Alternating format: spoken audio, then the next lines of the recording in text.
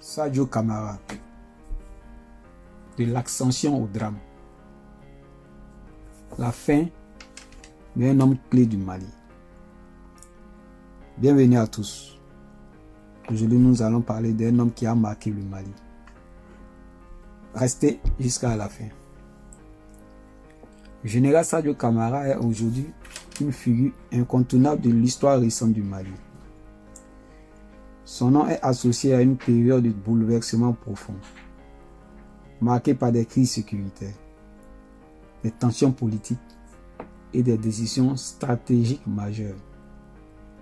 Mais derrière ce nom devenu central, il y a une trajectoire, un parcours, une ascension et une fin qui a profondément marqué le pays. Pour comprendre qui était réellement Sadio Camara, il faut remonter à ses débuts. Né au Mali, dans un contexte où l'armée représente pour beaucoup une voie d'engagement et d'ascension, il choisit très tôt de se tourner vers la carrière militaire. C'est comme beaucoup de jeunes de sa génération. Il intègre les structures de formation des forces armées maliennes, où il apprend la discipline, l'organisation et le sens du devoir. Très vite, il se distingue, pas nécessairement par des coups d'éclat, mais par une constance, une rigueur et une capacité à évoluer dans un environnement exigeant.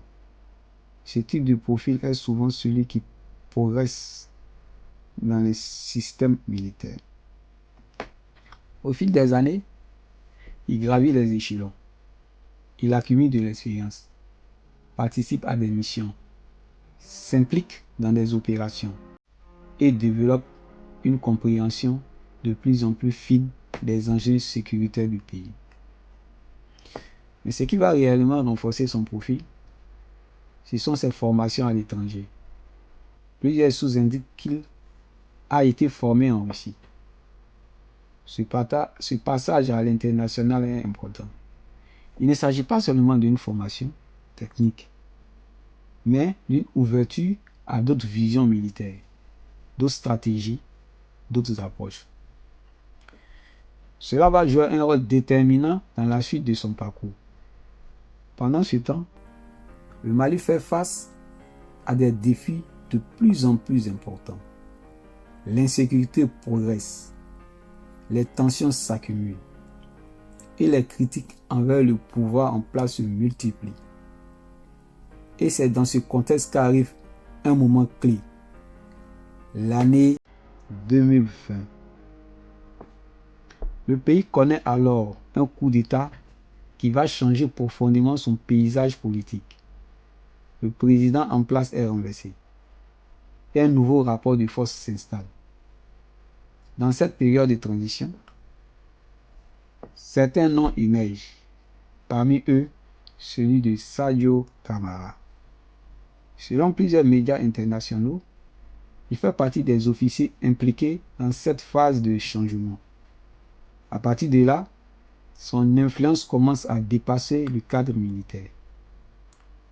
Il n'est plus simplement un officier, il devient un acteur du pouvoir. Sa nomination au poste de ministre de la Défense confirme cette évolution. Ce n'est pas un poste secondaire. Dans un pays confronté à des défis sécuritaires majeurs, c'est un poste central, stratégique et décisif. À ce moment-là, Sadio Camara se retrouve au cœur de tout. Les décisions militaires, les orientations sécuritaires, les choix stratégiques. Il devient l'un des piliers du système. Mais cette position a un prix. Car plus on monte, plus on est exposé. Plus on devient influent, plus on devient une cible politique, stratégique, parfois même physique. Un autre élément important de son parcours concerne les relations internationales du Mali. Le pays opère un repositionnement, notamment vers la Russie. Cette orientation stratégique est analysée par plusieurs médias. Sadio Camara est présenté comme un acteur de cette dynamique. Cela renforce son poids, mais aussi les tensions autour de lui. En 2023, il est visé par des sanctions américaines. Ce n'est pas anodin. Cela montre que son rôle dépasse largement les frontières du Mali. Il devient un acteur géopolitique. Mais pendant que son influence grandit, le contexte sécuritaire reste instable. Et c'est là que tout bascule. Fin avril 2026, le Mali est frappé par une série d'attaques coordonnées d'une ampleur exceptionnelle. Plusieurs positions stratégiques sont visées. Le pays entre dans une phase de tension extrême. Et au cœur de ces événements, une information choque. La mort du général Sadio Camara. Selon plusieurs médias internationaux, notamment Jeune Afrique et France 24, le ministre de la Défense a été tué lors de ces attaques. Les circonstances exactes varient selon les sources, mais un élément reste constant. Il aurait été directement touché dans cette offensive d'envergure. Cette annonce provoque un choc, car ce n'est pas seulement un homme qui disparaît, c'est un pilier du système, un acteur clé, une figure centrale. Très rapidement, les réactions se multiplient. Le pays rend hommage. Selon France 24, un hommage national est organisé à Bamako, sous haute sécurité. Des autorités, des militaires et des milliers de citoyens sont présents.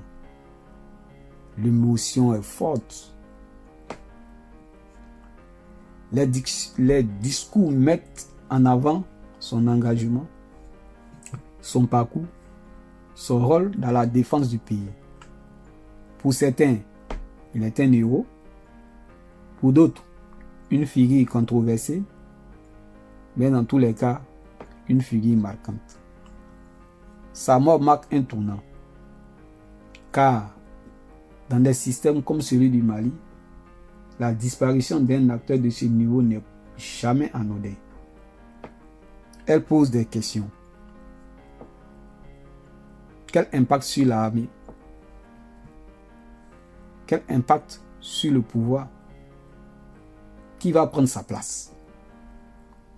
Et surtout, que va devenir le Mali après lui? Aujourd'hui, une chose est certaine.